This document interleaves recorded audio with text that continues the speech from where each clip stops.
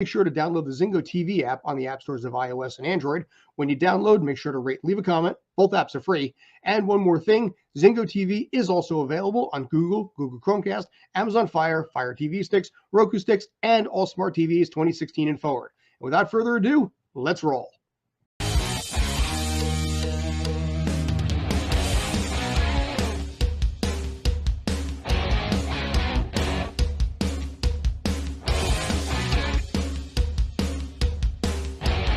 They are sad, but under control.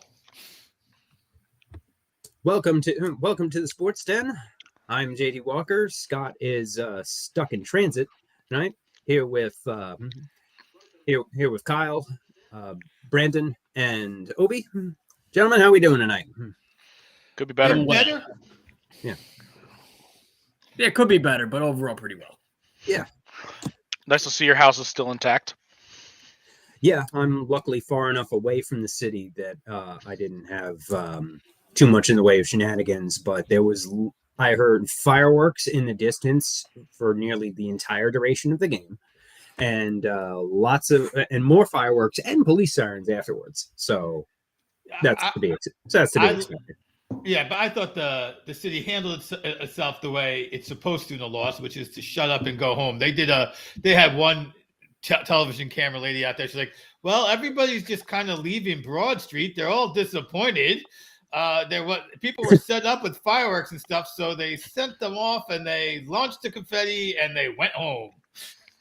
I heard one reporter. She was like, I just read a tweet. A tweet came into me saying that Philadelphia police is playing better defense than the Eagles. Well, they were prepped. They were ready. They were ready. Better coached is what they Yes. were. They were better coached. Yeah. Ooh. And there was one thing I saw about, if does the grease that they grease the poles with, is that flammable? Would they try and light poles on fire? Or was it on the football field? I think is the better question. Did they grease the poles or did they grease the field? I think that could be definitely looked like they greased the field last night.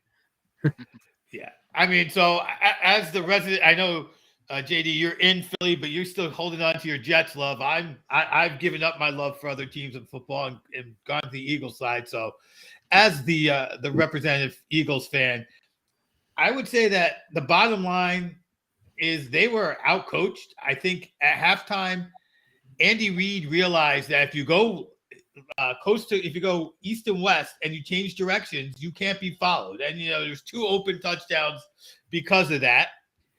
And it was the same phenomena that we saw Buffalo not deal with in the snow, the slippery field, and how it favors the offensive line. And the Eagles coach is not figuring out a way to adjust to that. I looked at the what do they call that? The drive chart.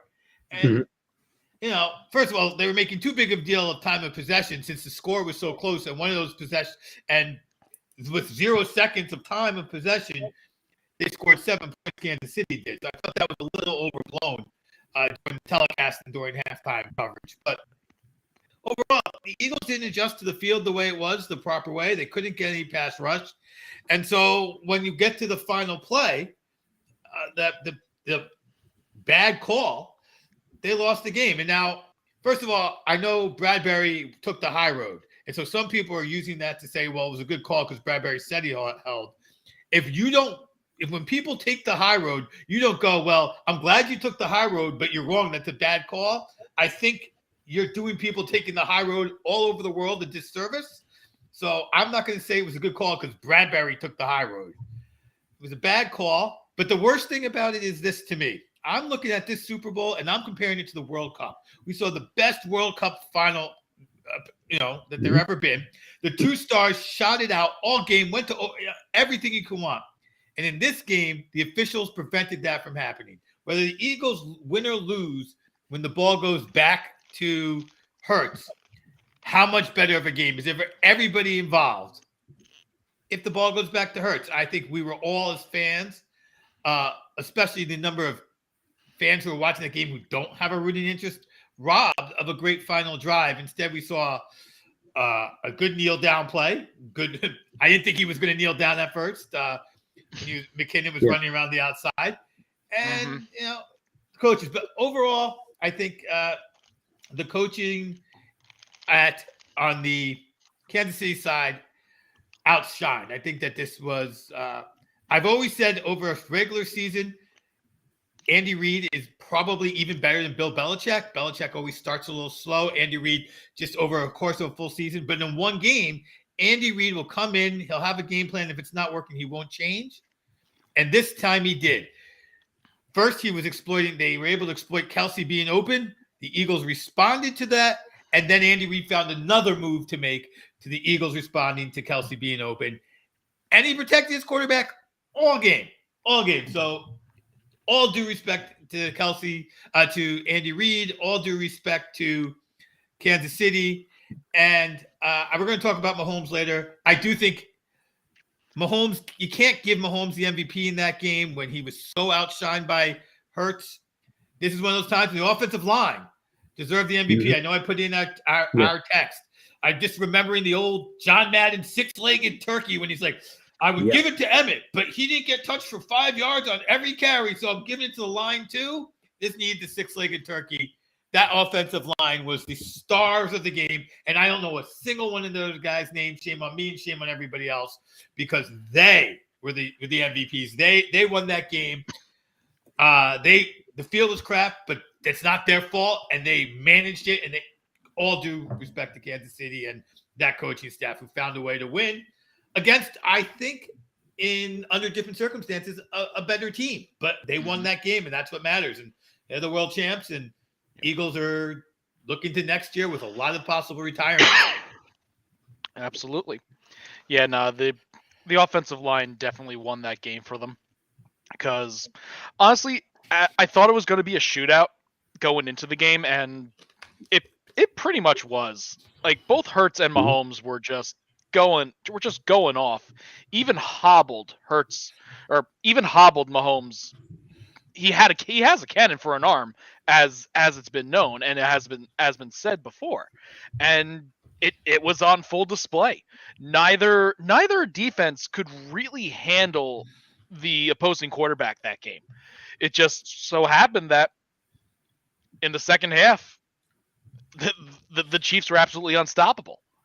Like there was nothing that they did wrong. They didn't do a single thing wrong, and with enough barrels of cortisone that was shot into Mahomes' leg, he was even able to run a few times too.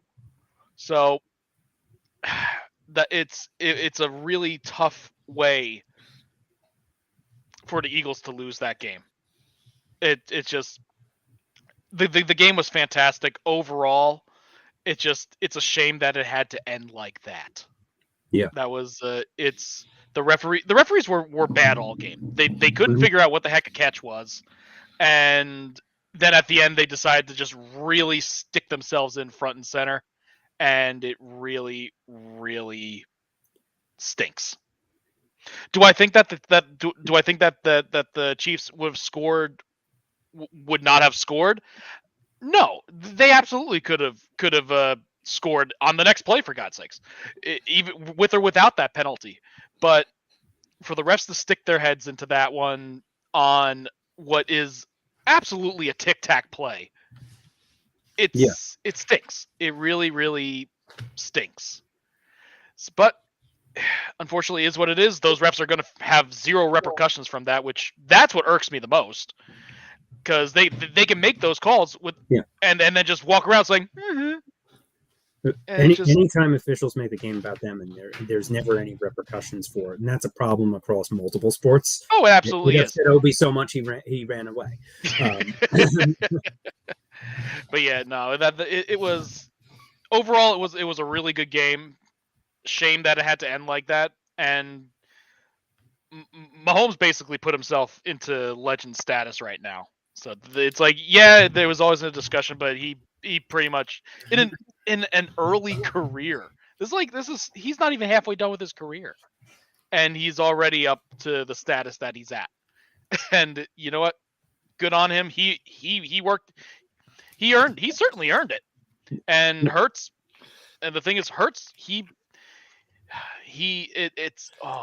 he set a record that game, and he has a loss to show for it, which is a shame. But unfortunate, Probably it just happened to be he was. Go ahead. I was gonna say it's probably the best QB performance by a loser since Arizona and Kurt Warner. Mm-hmm. No, absolutely, Yeah. absolutely. No, I agree with that entirely. If not better, I think this. Yeah, I was gonna say I think this performance was actually better than Kurt Warner's. Like, Hurts put the entire offense on his back. Every touchdown was through him, whether it be one of his multiple rushing touchdowns or his or a pass. Nothing else was done without him. Run for 3 touchdowns. Nope, that's the record. That's his record. Yeah, he has that. He has the record for most touchdowns scored by a quarterback, most rushing touchdowns scored by a quarterback in a Super Bowl game. Actually, and he tied the general rushing record that TD. Oh wow. Yeah, wow. TD only. Yeah, no running back put 4 up, and no running backs going to put 4 up in the modern. That's NFL, incredible. So, yeah. But and it's a shame that happened to happen in a loss. But no, Mahomes and his offensive line earned that one for sure. That was probably one of the best offensive line performances I've seen. And I will definitely say that I was mistaken. I was mistaken in my earlier prediction in that the Eagles defense would be able to tackle Mahomes with the hobbled leg. They got one on him, but that was because he ran and he was hurt. But that long halftime definitely benefited him, and he came back in the second half and basically carried his team to a win. And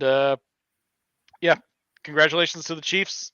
It's a shame that the game ended that way, and honestly, it could have been either way. Winning by literally a field goal in the last second, that's a Super Bowl ending for you. Whether it be a play, it went down to the last play. So, yep, good on them. It's a shame it ended, but congratulations to the Chiefs. Well, I sit here being a little bit of a contrarian to some of these points. To the Chiefs' offensive line point, while I thought they had a tremendous game and protected Mahomes to the best that they probably have all season, I can't sit here and say that they have to be MVP. Because if we get to a point where we start giving offensive line MVPs, then we really open a Pandora's box where it's like, well, of course, then every offensive line in every Super Bowl winner should be MVP because they protected the quarterback enough for them to win the game. I just think that that's not – I understand the point, but I just don't think you can actually sit there and do that. But they were by far, inarguably, the best overall unit by both teams on the field last night. I absolutely say that. But what Mahomes did, and we'll get to Mahomes specifically a little bit later, but I just thought you couldn't give MVP to anyone other than Mahomes. And you said the Jalen Hurts point where the only NBA Finals winner in a loss, Jerry West, many years ago. Mm-hmm. I don't see the NFL ever doing that. I just don't think that. I think it happened once in the 70s, and that's it. Has it? Okay. Well, in today's, it's hard to really do that because I don't think it'll ever happen again. Yeah, no, I don't think so. But going into that game, if you had told me that the Eagles weren't going to have a single sack, I would think you're crazy. I mean, like one sack. I know Mahomes is the ultimate escape artist, but I mean, with that front 7 and front 4 specifically, one sack, I would have thought that was crazy. And they got some pressure, some pushbacks on Mahomes, but he was able to fly around there and do Mahomesian things. It was an absolute tremendous performance. That second half missed one throw, Mahomes, and it was on a throwaway. So it really wasn't even a legitimate pass attempt. But for the Eagles, I think the thing you have to take away from this is the quarterback play. because a lot of other things in that game can be fixed, like a lot of the disciplinary things, a lot of the coaching things. But for that quarterback with his history to come into that game and step up the way he did, I think is a tremendous vote of confidence for the Philly franchise and for Philly fans moving forward. So I don't want there to be a total negativity from for that sense, because Jalen played one of the great games that we've seen a quarterback play in the Super Bowl. And look, I mean, the Chiefs were able to overcome obviously the possible Mahomes injury, and the way he ran off the field, when he was grimacing on the sideline, they cut away and you could barely see it, but he was grimacing and just laid his head on the trainer's shoulder. Like all the air was taken out of him. And then a couple minutes later, they're jogging in for halftime, and he looked pretty good. It didn't look like he was, I mean, there was some limp and there was some gingerly movement to it, but from what we just saw to that, I thought that was a great sign. We know that the halftime of the Super Bowl is extended, so he's going to get that little bit even more of extra time to wrap up that ankle, rest up a little bit. And I thought it really helped him, because I don't know, and we'll get to the Mahomes point, but you had to play even with the Eagles issues and other issues that weren't on the part of the actual game, like the field and some of the officiating, which we'll get to. You had to be more than perfect, and he was, which is why I say you can't give MVP to anyone other than Mahomes. Yeah. Obi? Well, I'm really going to get into that leg thing in a little bit, but I love Ryan Clark, because I know the guy who just spoke is our NBA guy. Ryan Clark says today on TV that he's not sure that Mahomes didn't pull a Paul Pierce with that injury. So we'll get more into the leg thing anyway. Yeah. But I want to take a moment to sort of follow up with my comment on the MVP going to the offensive line. I think the dumbest award in all of sports is the Super Bowl MVP. To give an MVP over a full football season to a single guy on a team, that's rough enough as it is. But okay, you've had 17 games to look at it. Sometimes a guy deserves the MVP in the Super Bowl. And I think if the Eagles won, Hurts deserved it. Other times you look at the game, you're like, that team won. And I'm going to go further and say that is the shocking thing about the Super Bowl this year, is I thought that it would take Mahomes to be the most somehow find 350 yards in passing. Pacheco wasn't going to get anywhere on the ground. It was going to have to be dumped. Like Kelsey was going to have to do something otherworldly. Like they won without doing otherworldly stats. The defense held them, forced 2 punts and 2 field goals. Like there was a team effort there that all those drives weren't touchdowns. It's harder for me to look at that Kansas City team and say that guy won the game for Kansas City. We've been laying off the officials, but what's a catch? What isn't a catch? The dude out of Rutgers. We'll get to them in a minute. Yeah. The dude out of Rutgers should have been the MVP, because he should have had 2 touchdowns. It was just.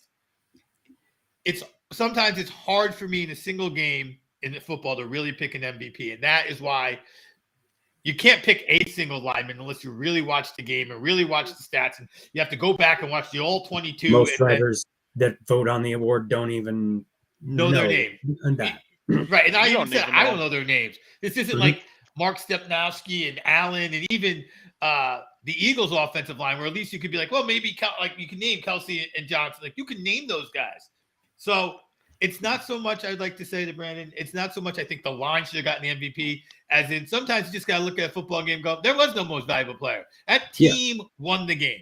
Mm-hmm. Especially since so many times it's the Super Bowl MVP award. And I agree with you, Obi, that it is one of the possibly it's the most overrated award in football for sure. Especially since a lot of times it's just like, just give it to the winning quarterback.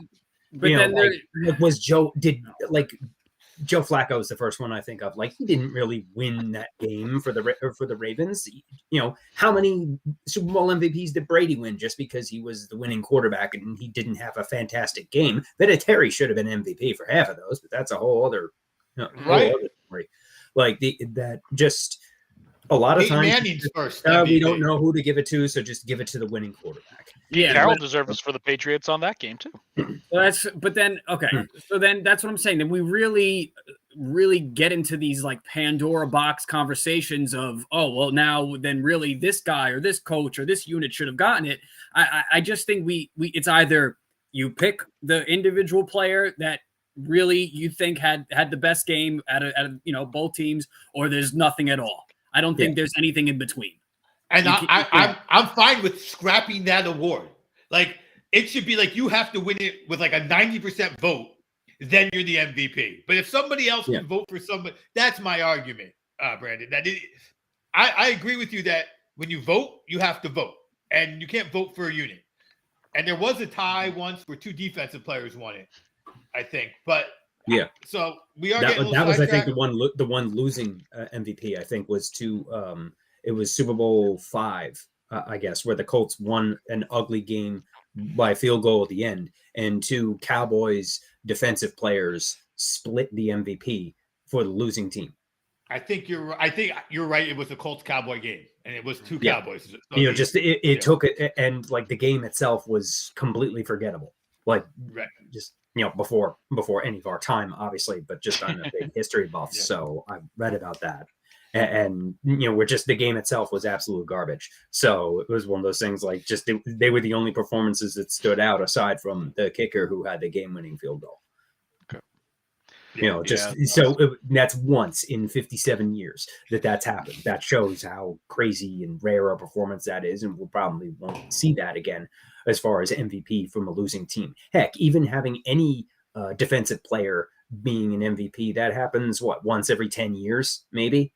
Miller was it last time? And it's almost always a known defensive player like an Urlacher or Ray Lewis, or basically like a superstar level defensive player, or somebody who comes out of nowhere and does something crazy, like not on defense, like Larry Brown in Super Bowl 30. Didn't he have like 3 interceptions, returning 2 of them for touchdowns? All right, well, what about a situation where Edelman wins as a wide receiver? Right, like that should happen more often. The Larry Allen Super Bowl MVP, to me, is another one of those MVPs where the team won it. Why did Larry Allen get 2 interceptions? Because the defensive line was the defensive line was all over Neil O'Donnell, and he had one rule: don't throw it to Sanders' side of the field. So he keeps the ball to the other side of the field. So then Sanders is the real MVP. Mm-hmm. Yes. But he wouldn't have been heaving the ball without Russell Maryland and Leon Lott. I mean, that's where this whole Oh yeah. So, the other thing in regards to like the offensive line, we don't really know who they are, but it's like the offensive line is like the only set of positions that isn't really known, that isn't looked at for big plays. Like, you can have like individual big plays on the defense. You can have an individual big play for a wide receiver, running back, tight end, etc. Every other position, but the offensive line, their role doesn't allow for it, unless it was some type of fumble recovery where they pick it up and take it all the way down. Or the percentage of that is the Warren Sapp, 0-0 something, I'm sure. Yeah, exactly. Yeah, it's like when a play happens, that is a team effort of that set of positions. It's always a team effort.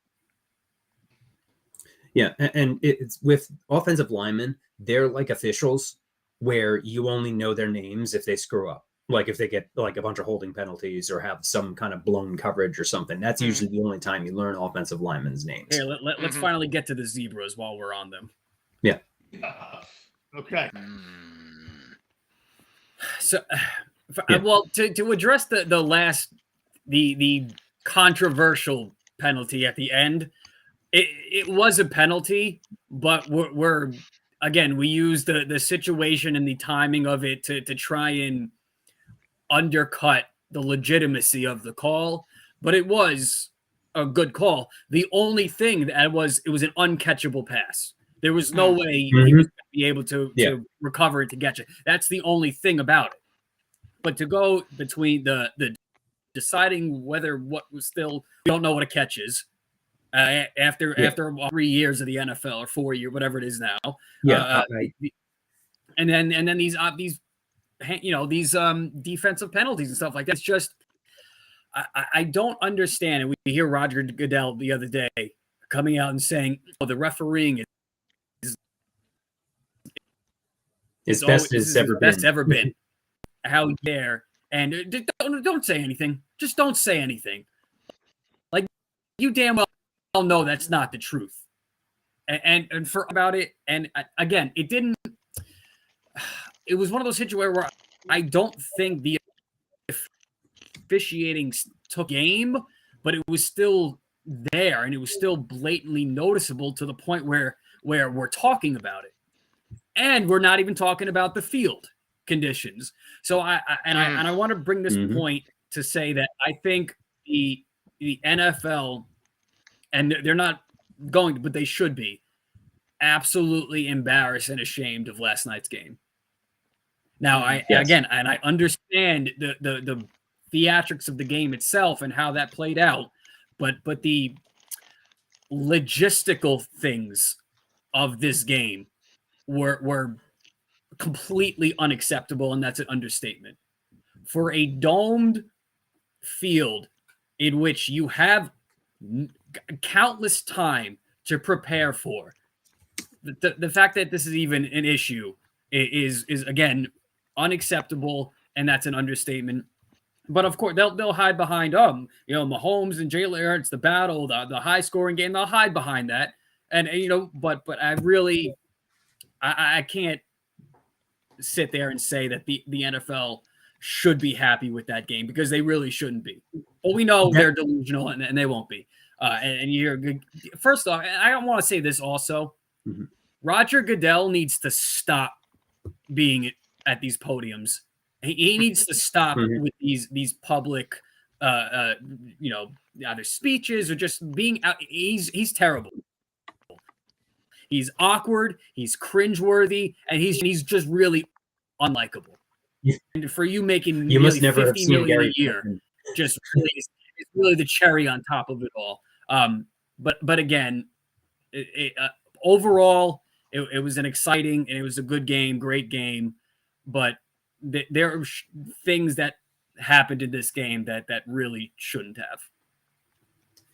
The officiating was inconsistent for the whole game. But as you said, 100 years of the NFL's existence, and we still can't figure out what a frickin' catch is. And the rules, and so it was uneven throughout the course of the game. The one before halftime that was waved off, I don't think there was inconclusive evidence to overturn that. And also, his knee was down out of bounds before the bobble. So if the knee goes down, isn't that the end of the play?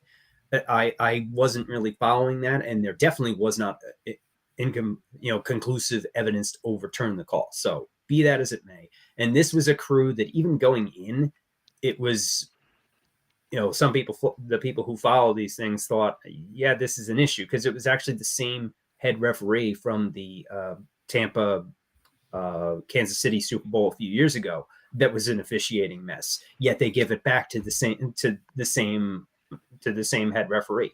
Why? The NFL has big problems in the sense that there are not enough quality officials to do the Super Bowl every year. Like, I understand you can't give it to the same crew every year, but and they need to rotate it. But like, there was one guy on this crew where he's about to retire, so they just gave it to him as a retirement present, essentially. It was his second Super Bowl, with the first one being back in the 90s. Like, really, that we're giving out a back judge assignment in the biggest game of the year as a gold watch? That's pathetic. Like, these games matter. Like, right. What are we doing? And that field in Arizona has been an issue all year. The Chiefs had issues on that field earlier this season when Harrison Butker got hurt. That we're just whatever. I read something that there's some kind of new hybrid grass or something that they were trying out.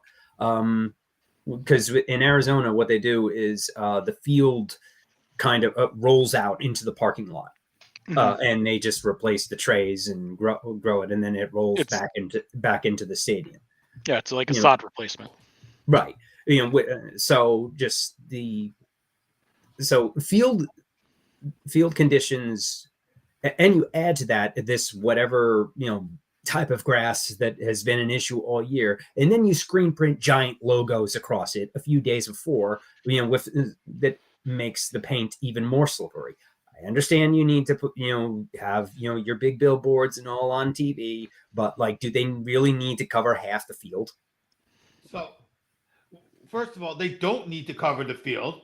Watch an NBA basketball game. I don't know how they go down on the hardcourt and keep changing the ads on the game. Oh, wait, the television does it. Could have done that just as easily.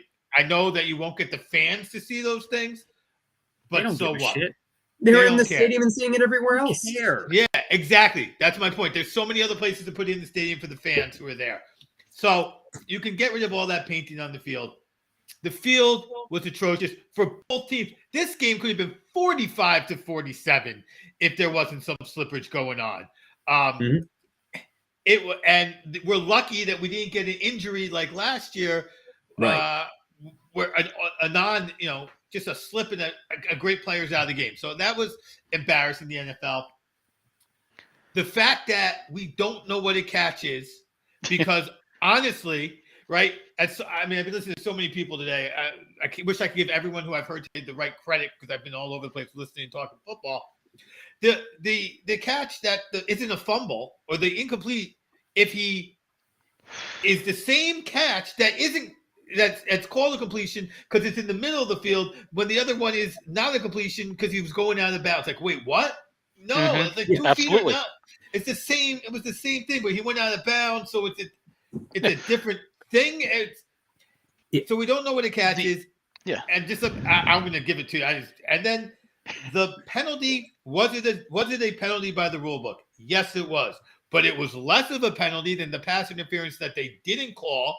That the receiver on the 3rd and 8. On the 3rd and 8, that the receiver was like, "Yo, what's going?" Here, the receiver was like, "No," and here's why: they were allowed to play a certain way for 56 minutes of a football game. At that point, the players on both sides know what's happening, how the game's being officiated.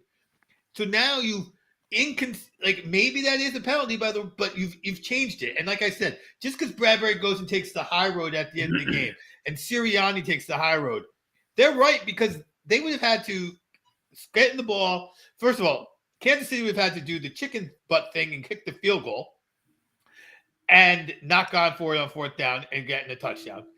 And then they would have had to get the ball back, drive the field, get a score without leaving 13 seconds on the clock, because we know what Mahomes can do in 13 seconds. So there was a lot of football game left. The people who were robbed are us, because we would have seen that football game. And so, like I said earlier, you watch that World Cup game, you saw 2 superstars go at it, and I don't remember hearing anything about officials or anything about the field. Right. Because they swallowed the whistle. Because that's right, because that's what you're doing. This is it. This is the end. And the other thing about that penalty is, while a Kansas City fan may have gone back to that 3rd and 8 play, they were not going to go back to the holding there. And people are like, Mahomes pointed it out. I think Mahomes was pointing at the flag. Like, the flag came out. Mahomes was like, there's a flag. Not there was holding. There's a flag. We're okay, guys. Because Juju did not react. Juju just walked back like, okay, that's how we're playing the game. Yeah, it killed it for the fans more than the Eagles. The inconsistency was awful. The inconsistency was bad. It was uneven and inconsistent for the whole game. Having a championship decided by an official's call is a disservice to both teams and to the fans watching. It's because some might say that the Chiefs championship is tainted because of that or something like that. It isn't. They probably would have scored the next play anyway. but the game. It's but because it also should because have- the game is so close. Right, and it should have gone to its logical conclusion and been decided on the field. Was it by the rule book a correct penalty? Yes, but the timing and taking it out of the players' hands is a travesty whenever that happens. I mean, I'm a Seton Hall fan. Look up the 1989 NCAA championship game on YouTube, where it was actually decided in a similar situation, where a bogus referee call at a pivotal juncture with the last few seconds of overtime decided the championship. 2000. It's funny you mentioned basketball. 2004, Villanova versus UNC, and I think the Elite. It was either the Sweet 16 or the Elite Eight. A ghost travel call. Yeah, decided the game. And there's lots of we can. NCAA go on tournament for games, hours. we can go on a Oh bunch my of- God, yeah. Yes, We could devote an entire show to that one. right. But I believe just my that- favorite, the how about term Nipsey I Hussle? high level game.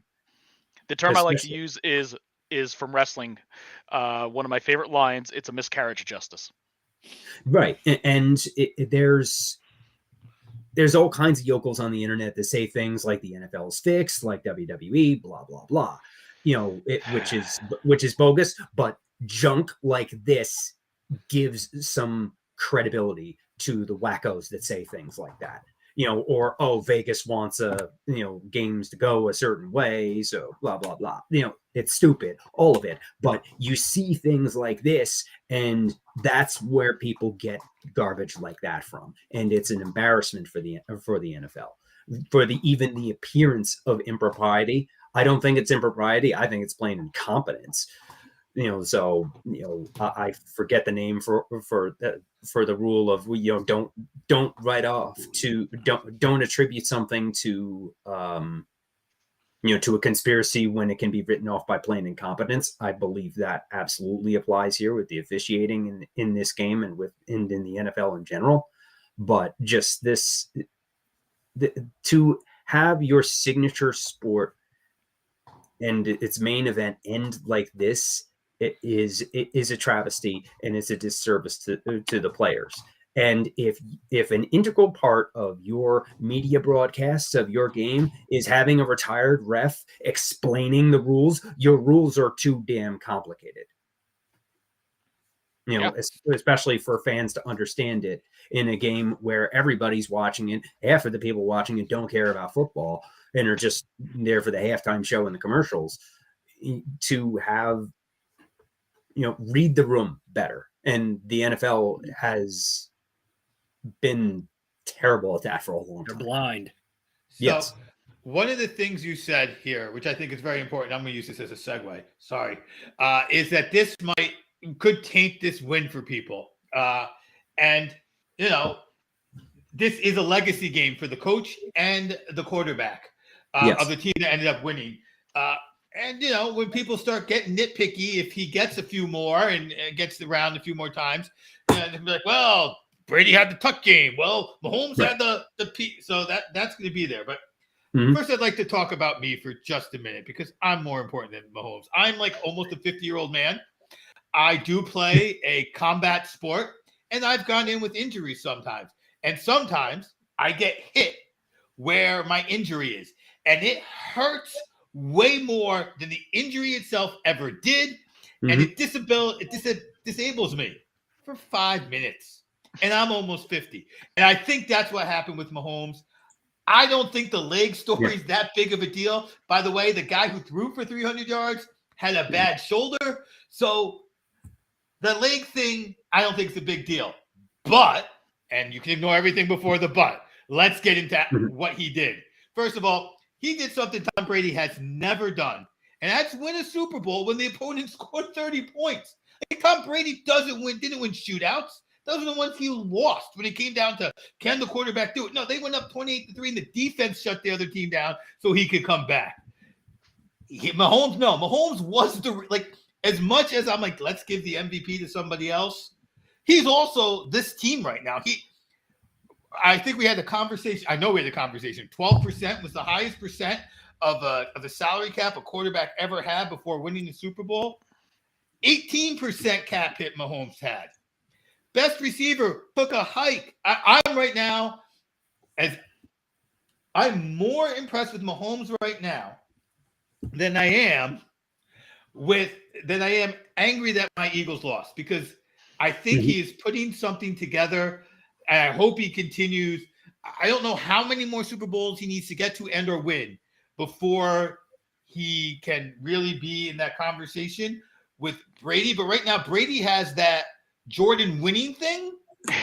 But let's be honest, Jordan passed Russell with 3 less championships. That's 33%. That's a chunk less.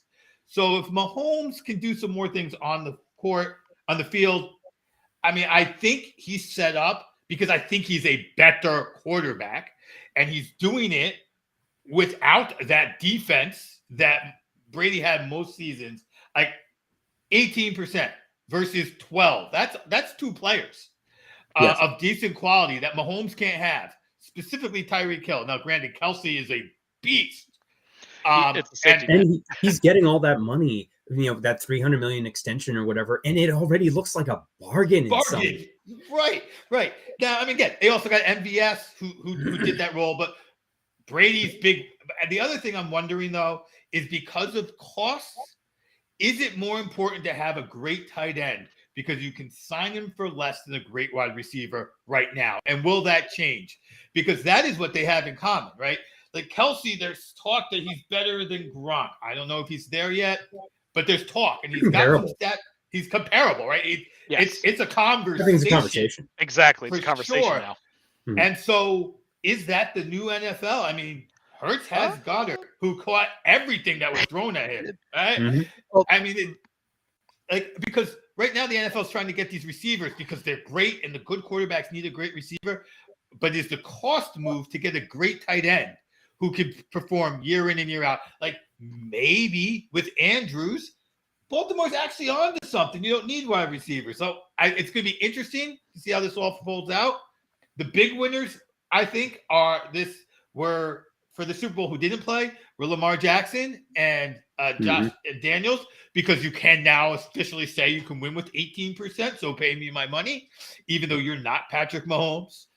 Joe Burrow really won because Burrow is going to get paid. Because Burrow is going to get paid because he's shown that he's gotten there and he looks great and you can win it. So lots of people won who aren't named Patrick Mahomes, but if Patrick Mahomes keeps getting out of that AFC for another 2 or 3 years with Burrow and Allen and Lawrence, not to mention Tucker Rodgers going over there and Herbert, like, dude, this guy is a joy to watch. Wish it wasn't my Eagles he beat, but a absolute joy to watch. Well, it's like you mentioned all the big names. This is going to up the salaries for all the mid-level ones too, like Daniel Jones. He's going to get a gigantic. This game, Mahomes' performance just increased his payday. So for the exact reasons that you mentioned. So and this was his voice talking. Plus, none of you, with all these different quarterbacks you just mentioned, payday for Jalen Hurts is coming. Absolutely. Guy he literally played in the game last night is coming. Which scares the bejesus out of me, right? Like, I will be honest, because I want to keep A.J. Brown and Smith and Goddard. And I know that defense is, by the way, 2 guys are nearing retirement, and the offensive line is 2 guys who are nearing retirement. So I am scared that they're going to put all this money into Hurts, who earned it, and not be able to backfill those other positions that they're going to need to backfill. I am scared. I mean, straight up as an Eagle fan, that this thing ain't going to go for a long time because of salary cap implications, because of how well Hurts played, and he deserved it. We're going to look like the Cowboys soon. Hopefully we're not going to put a bunch of money into a useless running back, but boy, that is a scary thing. Well, on the bright side, the Eagles do not have a potential superstar running back, so you don't need to worry about that. So, but like with most running quarterbacks, how long will his legs last? That's the thing with Hurts. So while Mahomes, he was very mobile for a while, but he had the arm.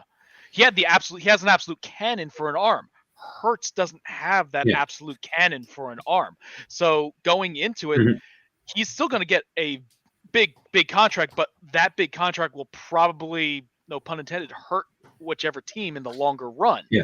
than say throwing $1 bajillion at Patrick Mahomes, because like Or kind Joe of Burrow. like with Brett Favre. Guy has a cannon for an arm. He's still going to be able to throw it a mile, even at the older. And he's smart enough of a playmaker that he knows when to dump it out to a tight end, when to dump it out to the guy running for the short gain, for the 10-yard gain instead of the 50-yard gain. But going back to the earlier point about the tight ends, a tight end is a very underrated position, mainly because it is a multi-purpose position. So you get teams that bring in your like a tight end that's an average catcher, but who can who can also defend, who can also catch. So tight ends are the safety nets. All those really good quarterbacks like Tom Brady, he had that safety net tight end that if he was ever feeling under pressure, could just dump it right off to and maybe get like 2-3 yards out of it. And those 2-3 yards make that next play that much easier. So yeah, and even then he might just be able to dump it off, get a first down out of it. How about that? Because that's what the tight end does. It's usually a short gain type receiver, and having Kelsey there for Mahomes makes a world of difference. Without Kelsey, Mahomes will still put up the numbers. It won't be astronomical. So I agree with all those points. I think the tight end is one of my favorite positions on the football field. But to really address our topic here, Mahomes, the new GOAT, it doesn't matter how you spell it, whatever the acronym you want to use. I'd like to make a couple points here about Patrick before I step out for the show. Yeah, if it's okay with you. Mm-hmm. Yeah, then we'll lambast you when you're gone. Getting a little dramatic here. I want to speak directly to Patrick here. Thy dearest Patrick, 'twas a fortnight since the eureka moment in which thy mind reached a haunting decision. I blindly sided with thy eagles hailing from civilization known forth as Philadelphia. But I sit here today a humbled man, for what you displayed last Earth's rotations was nothing but pure magic. Had my eyes deceived me? No. A champion. My champion. I declare henceforward I never, ever doubt you past my last dying breath. Your most humbled admirer. And I say that to say all this. Thank you. That was stupid. I worked on that all day. But I say that to say this.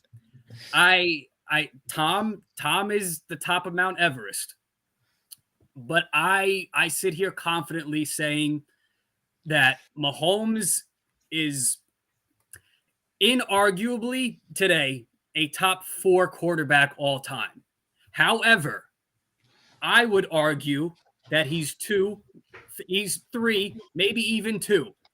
But I would go as far to say that I still think I would take him over anybody, because he has proven over especially since he's been a starter, he has been the most creative and greatest a playmaker this league has ever seen. And at this rate, I don't see where this stops and where the accolade stops, because he really is on a trajectory none like any other. And it's beautiful to watch. And like I said, I'm never doubting him once ever again. Don't care what the situation is. So I felt that way when they lost to Tampa Bay, and then he put down some of mine. But I will say this: he is now officially beyond anyone who didn't win a Super Bowl. That means Marino, right? He's officially past Marino. You need 2 to be able to pass Marino. That's how good Dan Marino was. But Elway did get 2. Made it 5 times, and the first 3 he had no team. There is no passing game as we know it without Joe Montana. We have Voldemort, and right now, I still have Manning right there. I mean, Manning did it again. Another guy. Most of his Super Bowl appearances were by himself. That being said, the trajectory, I 100% agree. I think the possibility, like I said, he does not have to win 7 to pass Brady, because he's going to do it. He's going to have I think if he doesn't get tired and quit or get hurt and quit. He's going to have all of the career counting totals. I believe he's going to pass Brady. And he's going to do it in a way that Brady didn't, where he's going to be above everybody else in his own era. But Brady's like right there with Breeze and Manning. And Manning. So he's going to do that, which is going to be impressive. I think he's going to get a few more Super Bowls, which is going to then get by Brady and bring him past the other guys. And I mean, I think at 7, if he makes the next 2 AFC Championship games at home, like that's everybody. Like that is better. Like we get so tied up on winning championships, but like your GOAT that in your other piece we're waiting to see, like getting there is just as important as winning. Like, well, obviously not in the other sport, but that's fine. But you know, it's a coin flip when you like the game. You know, game against that they lost last year against Cincinnati was a coin. Like you're losing coin flips. You know, you can't say someone's the GOAT because they got lucky. Because honestly, a lot of these Super Bowls are a bad call, a freak fumble. These things, kind of mount up. So you got to look at some of just the numbers. And now he has a Super Bowl where he didn't play like garbage. You know, I think that I agree that we're all rooting for him because we still love him because he's still the new fresh thing, and we are going. And Voldemort is recent enough in our memories to not like him. But if Mahomes doesn't really catch him, it's going to take a long time for people to remember how much they hated Voldemort for the next guy to do it. So I'm really rooting for Mahomes, and like you said, it's hard to doubt him. You'll doubt him if the other team has a great defense. You're never going to doubt him in a shootout, though, right? That's the thing. Like Buffalo, they better get that Von Miller back, and they better get some defense. Cincinnati better get some defense and get an offensive line because if I think it's a quarterback battle, there's no question who I'm taking right now. All right. And thanks for tuning in, everybody. The Tales from the Film Set will be on Streampunk Cinema live at 8:30. They'll be talking about the commercials and I believe the halftime show. So as far as the non-football stuff, they'll have all that covered. Smash Brothers. Check out our website. Check out our newly refreshed website, streampunkenT.com, and follow us on all the socials as you see on the scroll below. All right, take care, everybody. Have a good night and stay awesome.